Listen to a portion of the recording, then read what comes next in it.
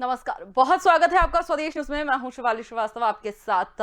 और इस खास प्रोग्राम में आज हम बात करेंगे दीदी पर जांच की। जी हां, पश्चिम बंगाल की सियासत एक बार फिर गरमाई हुई है। सूबे में चुनाव बाद व्यापक पैमाने पर हिंसा हुई थी, जिसकी जांच सीबीआई कर रही है। सीबीआई की प्रारंभिक जांच में ही खुलासा हुआ है कि चुनाव के बाद हुई हिंसा में टीएमसी के कार्यकर्ता शामिल थे। केंद्रीय जांच ब्यूरो ने पश्चिम बंगाल में चुनाव के बाद हुई हिंसा में 3 और प्राथमिकी दर्ज की हैं। अब इस तरह कुल 31 एफआईआर दर्ज हो चुकी हैं। ये एफआईआर नंदीग्राम के पूरब मेदिनीपुर और सितालकुची इलाके के कूचबिहार में दर्ज हुई हैं। गौरतलब है कि सीबीआई ने बंगाल में विधानसभा चुनाव के बाद हिंसा में हत्या, सामूहिक बलात्कार और हत्या के प्रयास की घटनाओं से संबंधित अब तक कई एफआईआर दर्ज की हैं। इन एफआईआर के अनुसार पश्चिम बंगाल में हुई हिंसा के दौरान पीड़ितों की हत्या कर दी गई, भीड़ द्वारा उन पर हमला किया गया और गैंगरेप तक हुआ।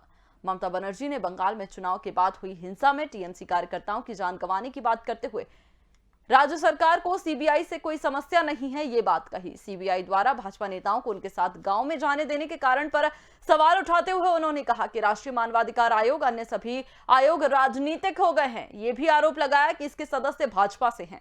ऐसे में चर्चा इस बात पर कि आखिर कौन करेगा फिर जांच, जब किसी पर ही विश्वास नहीं। आखिर क्या टीएमसी से तार इस हिंसा के जुड़े हैं? तो दीदी अब तक खामोश क्यों हैं? कोई कार्रवाई क्यों नहीं कर रही? क्या सचमुच सीबीआई की जांच से दीदी को परेशानी है? क्या दीदी कार्यकर्ताओं को बचाने की कोशिश कर रही हैं, या वाकई जो आरोप लगाए जा रहे हैं वो बेकार हैं, बेफिजूल हैं? जिस तरह से दीदी लगातार ये बात कह रही हैं, दीदी का कहना है कि जितनी भी एजेंसियां हैं वो अब राजनीतिक हो चुकी हैं, केंद्र सरकार के इशारे पर, यानी सरकार के इशारे पर काम कर रही हैं और जानबूझकर पश्चिम बंगाल में ऐसी अराजकता फैलाने का माहौल जो है वो बनाया जा रहा है। चर्चा की शुरुआत करेंगे, तमाम मेहमानों से आपका परिचय करवा देते हैं। जॉय चौधरी हमारे साथ जुड़ गए हैं, नेता है भारतीय जनता पार्टी के। फरीद खान हमारे साथ जुड़ गए हैं, नेता है टीएमसी के। बहुत बहुत स्वागत है आप दोनों का स्वदेश न्यूज में। फरीद खान जी, शुरुआत आपसे ही करते हुए, क्योंकि अब प्राथमिकी जो दर्ज की गई थी, प्रारंभिक जांच जो है उसमें सीबीआई में ये सामने आई है बात के टीएमसी कार्यकर्ताओं की संलिप्तता थी चुनाव बाद जो हिंसा हुई थी। सबसे पहले आपकी प्रतिक्रिया। पहले भी कहते हैं, आज भी कह रहे हैं कि सीबीआई जो है किसी विशेष के कहने पर ही चल रही है, और ये टोटली जितनी भी चीजें हो रही हैं सब राजनीति से प्रेरित। लेकिन फिर भी सीबीआई हमारे देश की एक उच्च स्तरीय इन्वेस्टिगेटिव टीम है, वो इन्वेस्टिगेशन कर रही है, और हम उससे उम्मीद नहीं करेंगे कि जो भी इंक्वायरी करेंगे वो निष्पक्ष इंक्वायरी करेंगी और सच जो है सामने आएगा। और जिस तरह की भाजपाई लोगों ने बातें फैलाई थी, वो उनकी बातें झूठ साबित हुई, ऐसी हमें उम्मीद। इसलिए हम सीबीआई से पूरी उम्मीद नहीं करते हैं कि अगर वो निष्पक्ष तरीके से जो भी जांच करे और वो करे, ऐसा हमें उम्मीद है, तो पूरा दूध ब दूध पानी का पानी हो जाएगा। एफआईआर दर्ज हो रही है, वो तो भाजपाई लोग ही है, वो जाके करा रहे हैं। लेकिन उसके बाद इन्वेस्टिगेशन होगा। इन्वेस्टिगेशन में मुझे लगता है कि दूध ब दूध पानी का पानी आ जाएगा, अगर इन पर किसी तरह का कोई भी दबाव ना हो। लेकिन सर, पीड़ितों के पास गए हैं, जो परिजन थे उनसे मुलाकात हुई है, उसके बाद ये जो 3 और एफआईआर है वो दर्ज हुई हैं। तो ऐसे में आप कैसे कह सकते हैं जो पीड़ित के परिजन हैं वो तो भारतीय जनता पार्टी के नहीं है ना? जो भी लोग हैं, जिन लोगों के पास चिन के लेके जाया जा रहा है, जो भाजपाई नेता, भाजपा के कार्यकर्ता, उनको जहां लेकर जा रहे हैं, जिस तरह से ह्यूमन राइट्स की टीम आई थी, उससे पहले की सीबीआई की टीम आई थी, उन्हें चुने लोगों के पास लेकर जाया गया। कुछ घटनाएं जरूर हुई होंगी, लेकिन हर घटना को राजनीतिक रंग दे देना ये अच्छी बात नहीं है। फिर भी हम ऐसी उम्मीद करते हैं कि सीबीआई को मद्रास हाई कोर्ट ने अभी कुछ दिन पहले कह दिया है कि सीबीआई को पिंजरे से अब आजाद कर देना चाहिए, क्योंकि ये किसी न किसी के हाथों से खेली जाती है। मुझे ऐसा लगता है कि उनकी घोषणा के बाद, उनके निर्देश के बाद सीबीआई निष्पक्ष होकर जांच करेगी। और सीबीआई क्योंकि बहुत ऊंचे पैमाने की एक टीम है, ऊंचे पैमाने की एजेंसी है हमारे देश की, तो मुझे ऐसा उम्मीद है, हम टीएमसी वालों को ऐसी उम्मीद है कि इस बार एक निष्पक्ष जांच होगी और सच का सच सामने आएगा। जवाब ले लीजिए जॉय चौधरी जी। वो कह रहे हैं कि निष्पक्ष जांच करे सीबीआई तो दूध का दूध पानी का पानी आएगा। विश्वास तो है नहीं, लेकिन उम्मीद है कि जांच करेगी निष्पक्ष। शिवाली जी, सबसे पहले तो मैं फरीद जी को धन्यवाद देना चाहूंगा कि उन्होंने स्वीकार तो किया कि कुछ न कुछ घटना हुई है। अभी उन्होंने बोल रहे थे कि हाँ कुछ न कुछ घटना हुई है, कम से कम इन्होंने इतना दिन बाद तो ये स्वीकार किया। ये लोग तो ये स्वीकार ही नहीं कर रहे थे कि पश्चिम बंगाल में भाजपा के कार्यकर्ताओं की चुनाव बाद हिंसा में जाने गई है, जान माल की क्षति हुई है, यहाँ पे महिलाओं के साथ छेड़खानी हुई है, महिलाओं के साथ इज्जत लेके खेला गया है, ये मान नहीं रहे थे, अभी कम से कम ये मान रहे हैं। दूसरी बात, आज जो सीबीआई जो जांच कर रही है, सीबीआई अपने आप नहीं आई है। आज हाईकोर्ट ने संज्ञान लिया है, नेशनल वुमेन्स कमीशन ने संज्ञान लिया है, मानवाधिकार कमीशन ने संज्ञान लिया है और संज्ञान लेकर के सीबीआई को जांच के लिए दूंगा है कि हाँ भाई आप जांच करो। और सीबीआई हर जगह जा रही है जहां जहां पे खून हुई जिनकी घर घर हुए। अब देखिए, भाजपा के कार्यकर्ता मारे गए हैं और जांच दिया गया है कि हाँ इसकी जांच हो, तो वाजिब है कि सीबीआई वाले लोग भाजपा के घर कार्यकर्ता के घर ही जाएंगे जहां पे उनकी मृत्यु हुई है। अब इनमें इनको क्यों ऐतराज है समझ में नहीं आ रहा मुझे, पहली बात। दूसरी बात कि यदि इनके कार्यकर्ता भी मारे गए हैं, ये भी कोर्ट को फरियाद लगाएं कि हाँ भाई हमारी भी कार्यकर्ता मारे गए हैं, सीबीआई वहां पे भी जाएगी। सीबीआई एक निष्पक्ष जांच करनी चाहती है, निष्पक्ष है, एक स्वतंत्र इकाई है। और आज जिस सीबीआई के बारे में ये आरोप लगा रहे हैं, प्रत्यारोप लगा रहे हैं, आज से जब दीदी विपक्ष में बैठी थी, रेल मिनिस्टर थी, कोयला मिनिस्टर थी, उस समय हर बात में यही ममता बनर्जी थी, यही मुख्यमंत्री थी, यही दीदी थी जो बात में सीबीआई इंक्वायरी मांगती थी, चाहे वो नंदीग्राम हो, चाहे वो सिंगूर की तापसी मालिक की घटना हो, या और राइटर्स में इनको जब जबरन निकाल दिया गया और मारा गया, उन पे हमला हुआ, उसकी हर एक घटना की वो सीबीआई जांच चाहती थी। तो उस समय ठीक था, अभी वही सीबीआई खराब हो गया है। अरे कुछ अफसर रिटायर हुए होंगे, सब A to Z सब अफसर तो नहीं रिटायर नहीं आ गए होंगे, कम से कम उस पर उंगली उठाना तो बंद करिए, उनका मनोबल तो मत तोड़िए आप लोग। लेकिन वो कह रहे हैं पश्चिम बंगाल में आपकी हार हुई, उसको पचा नहीं पा रहे हैं आप लोग, इसलिए आप ऐसे उल जलूल आरोप लगा रहे हैं। शिवाली जी, हार हुई है कि हम लोग तो मान लिए हार हुई है, लेकिन इस हार के लिए क्या ये लोग हमारे कार्यकर्ता की हत्या करेंगे? हमें हमारी हार हुई है। देखिए, इलेक्शन में हार जीत होती रहती है, आज किसी भी खेल में भी हार जीत होता है, तो इसका मतलब जो टीम जीतता है वो हारे हुए टीम पे क्या हमला करता है? यही क्या आपका गणतंत्र है? आज इससे पहले भी तो इलेक्शन हुई है, बिहार इलेक्शन होती है, आसाम में इलेक्शन हुआ है, आसाम में भी व्यक्ति हार गए हैं, क्या वहां पे ऐसा खून खराबी होता है क्या? आज यूपी में ऐसा खून खराबी होता है क्या? मध्य प्रदेश में होता है क्या? आज कर्नाटक, केरला, कहीं पे भी चले जाइए, इस तरह की खून खराबा होता है क्या? चुनाव बाद हिंसा ये पश्चिम बंगाल में प्रथम है, और ये भी इतिहास में दर्ज हुआ रहेगा कि पोस्ट वायलेंस, इलेक्शन के बाद पोस्ट वायलेंस में के लिए हाई कोर्ट को संज्ञान लेना पड़ा था और सीबीआई इंक्वायरी डालना पड़ा था। ये इतिहास में लिखा जाएगा। फरीद खान जी, मान सम्मान जो है, हाईकोर्ट ने भी यही वर्डिक्ट दिया है। हाईकोर्ट ने खुद कहा है कि जांच की जाएगी, सीबीआई इन मामलों की जांच करे, एसआईटी भी गठित हुई, सारी चीजें हाईकोर्ट ने अपनी निगरानी में रखी, तब क्या तकलीफ है? कलकत्ता हाईकोर्ट भी यही बात कर रहा है। सुप्रीम कोर्ट तक में जब मामला पहुंचा तो सुप्रीम कोर्ट का भी वर्डिक्ट आया कि सारा समर्थन के साथ हुआ है। मानिए ना उस चीज को। हाईकोर्ट ने जो चीज बोली है, सुप्रीम कोर्ट ने जो चीज बोली है, हम उनका सम्मान करते हैं, इसलिए हम सीबीआई को वेलकम कर रहे हैं। मगर हम सीबीआई से इतनी उम्मीद करते थे कि वो एक निष्पक्ष जांच करे, क्योंकि आपने अतीत में देखा होगा कि सीबीआई ने आज तक जितने भी केस लिए, चाहे वो बायोटेक हो, चाहे वो व्यापम घोटाला हो, चाहे वो शारदा हो, चाहे वो नारदा हो, चाहे वो राफेल हो, आज तक सीबीआई ने किसी का भी कोई अच्छा रिजल्ट ला कर दिया नहीं है। ये तो एक खाना पूर्ति वाला काम होता है कि सीबीआई को दे दिया और अपने लोगों को खुश कर दिया।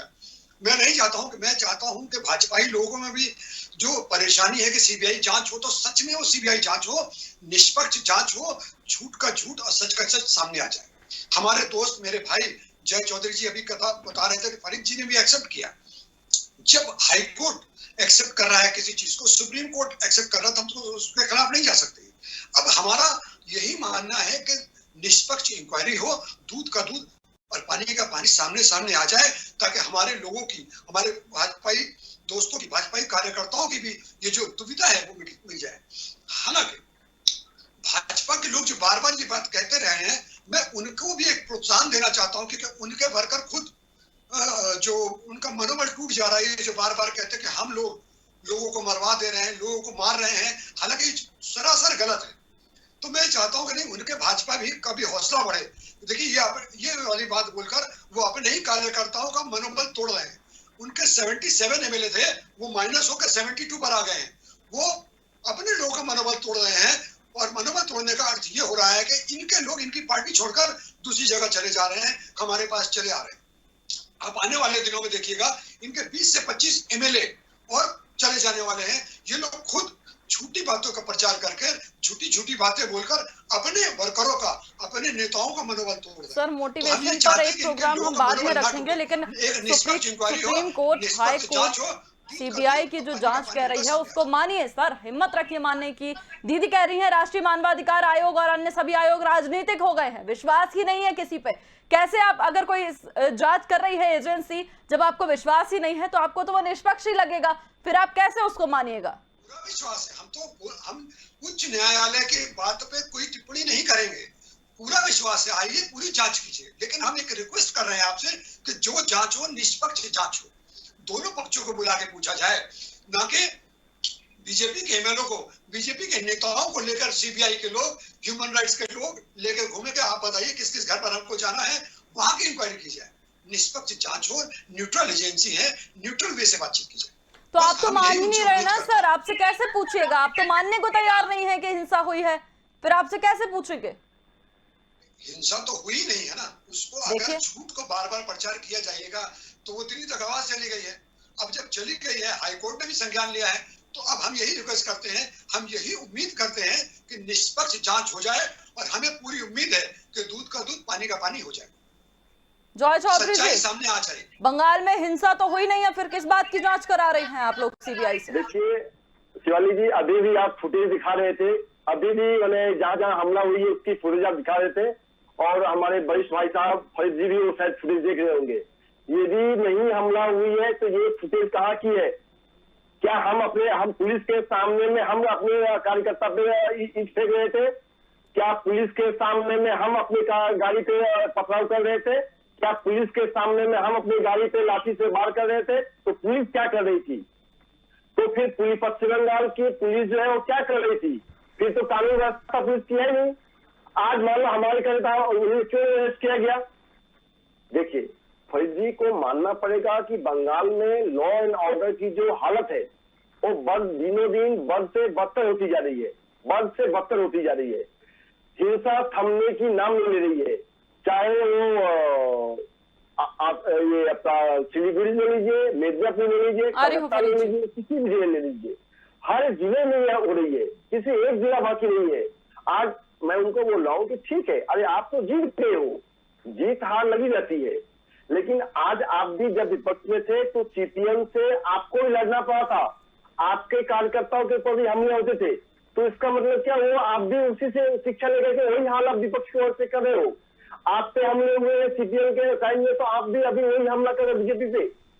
अरे आप तो कम से कम सीख लीजिए, जो आदमी खुद सफर करता है वो कम से कम दूसरे को उस काम को रोकता है कि हाँ नहीं मैं सफर किया हूँ, ये चीज ऐसा गलत नहीं होगी दूसरे के साथ में। जवाब ले लीजिए फरीद खान जी से।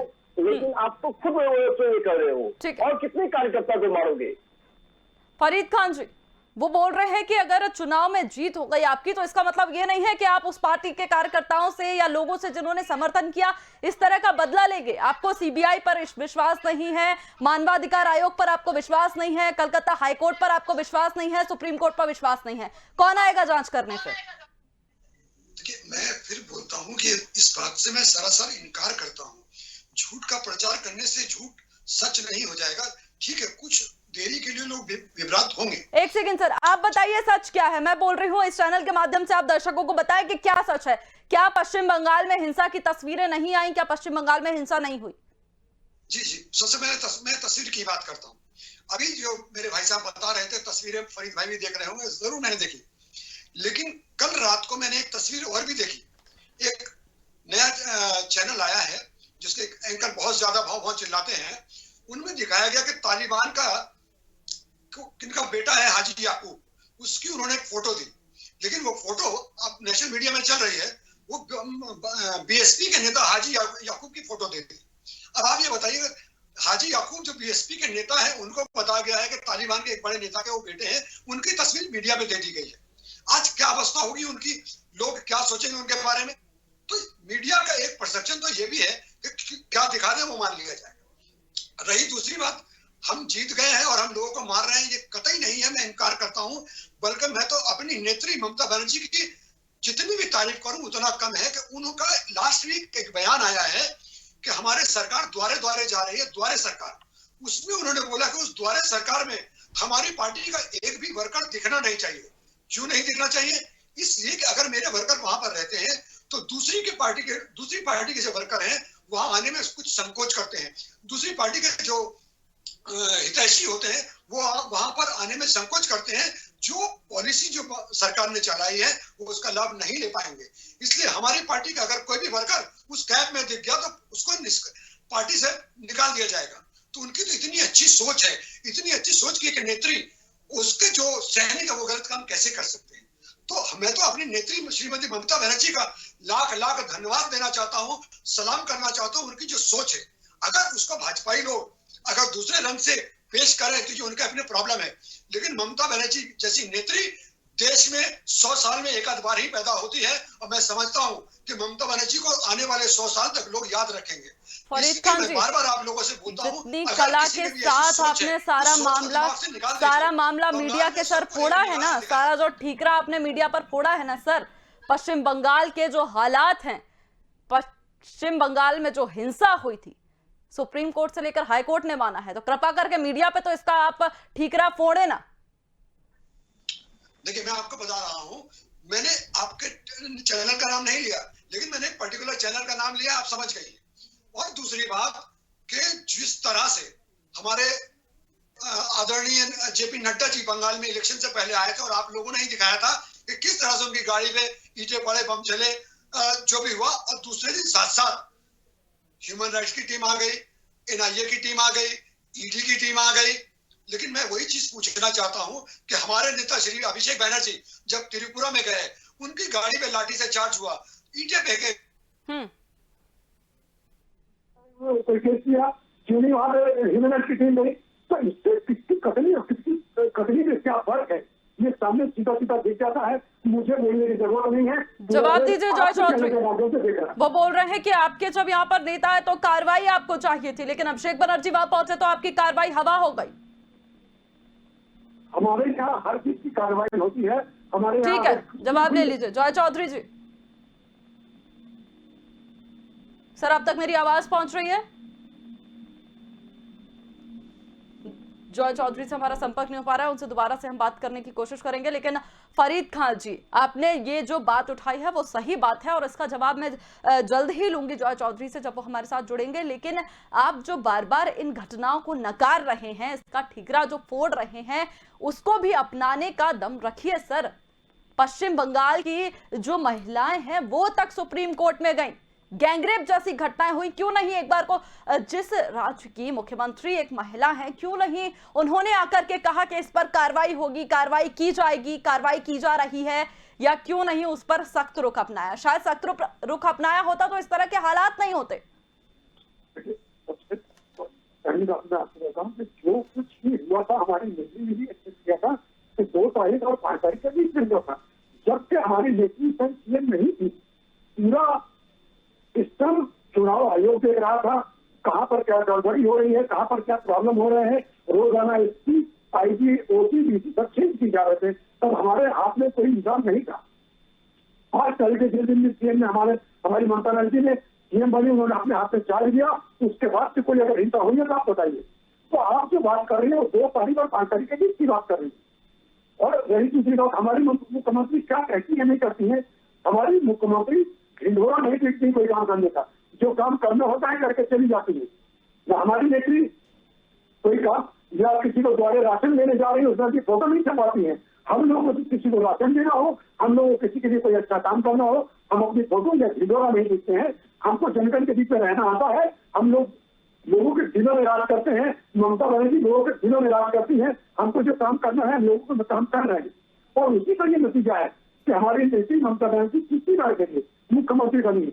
लोगों ने हमें दिल से माना है, लोगों ने उनको दिल से सराहा है, इसलिए ममता बनर्जी को तीसरी बार के लिए मुख्यमंत्री बनाया है।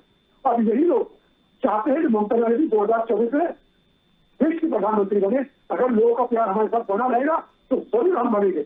हमको अपने लोगों पर, अपने देशवासियों पर, अपने बंगाल के लोगों पर पूरा विश्वास। लेकिन चुनाव आयोग पर चिट भी मेरी पट भी मेरी वाले हालात कब तक बने रहेंगे? आप तो देखिए, दूध का दूध पानी का पानी हो ही रहा है। हमने जो बोला वो ठीक साबित हो रहा है। आज बंगाल में कोरोना के परसेंटेज टोटली खत्म हो चुके हैं। आज 6 महीने के अंदर इलेक्शन हो जाना चाहिए। हम बार बार, हमारी टीम बार बार दिल्ली में चुनाव आयोग से जाकर मिल रही है, बार बार रिक्वेस्ट करने के बावजूद आज चुनाव आयोग इलेक्शन नहीं करवा रहा है। तो हमने जो बोला, हमारे जो बोलने का चीज पूरी सामने साबित हो रही। इसमें झूठ कहाँ है? आप बताइए, झूठ कहाँ पर? सर, पिछली बार चुनाव आयोग भी तो कई तरह के सवालों के घेरे में खड़ा हो गया था ना। आप सभी ने किया था, चुनाव आयोग के हाथ में था, क्यों कराए गए चुनाव? इसलिए कोरोना विस्फोट हुआ पश्चिम बंगाल में। बिल्कुल, वो जो बात कही थी हम आज 26 तारीख, जब से इलेक्शन चालू हुआ था 2.5% पर कोरोना का एवरेज था, और जिस दिन लास्ट इलेक्शन हुआ 36% तक था। आज फिर वही दौड़ कराकर 2% पर आ गया है। जब 36% में इलेक्शन हो रहे थे, आज 2% के नीचे आ गया, इलेक्शन क्यों नहीं करवा रहे? इससे पूरा सामने साबित हो जाता है कि चुनाव आयोग, ईडी, सीबीआई किसके कहने पर चल रही है, पूरा साबित हो चुका है। शिवानी जी, आप खुद देखिए। ठीक है, आपसे मेरा एक सीधा सवाल, फरीद खान जी, एक सीधा सवाल आपसे कि अगर जो जांच हो रही है और अगर टीएमसी के कार्यकर्ताओं की जो इन्वॉल्वमेंट है वो पाया जाता है तो क्या करेगी टीएमसी? फिर आप आश्वस्त करते हैं उन पीड़ितों को? अगर निष्पक्ष जांच हुई और हमारा कोई भी कर्मी अगर इसमें पाया गया तो उसको पूर्ण रूप से सजा मिलेगी, इसमें कोई कोताही नहीं होगी। ठीक है, जॉय चौधरी जी, कोई कोताही नहीं होगी।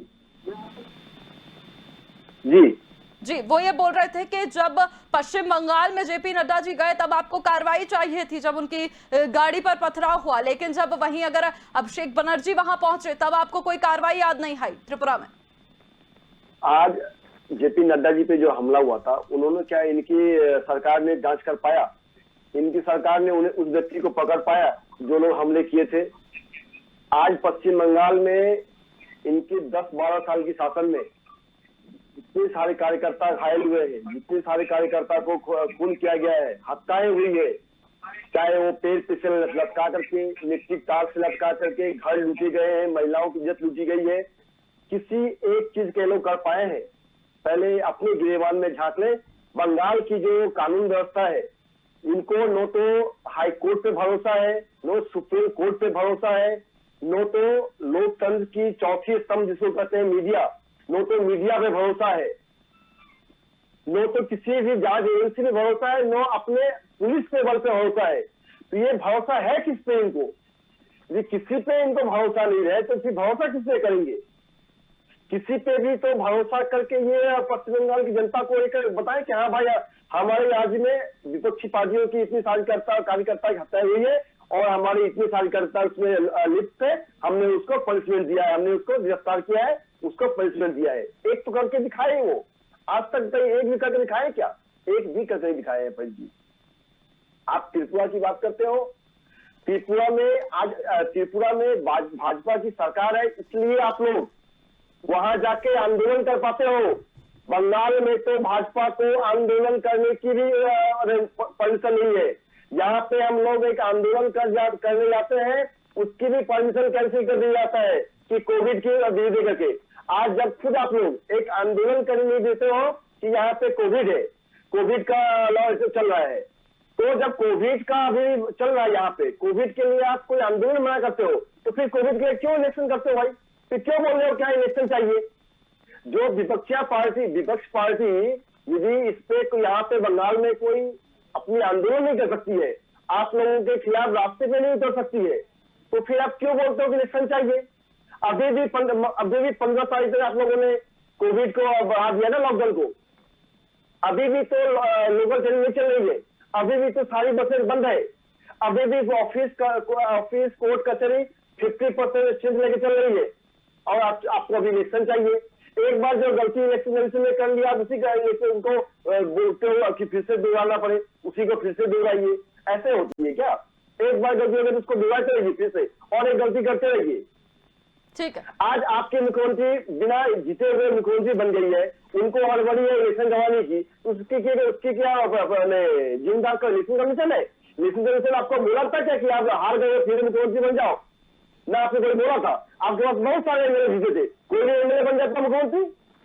ठीक है, जल्दी से फरीद खान जी एक लास्ट कमेंट आपका।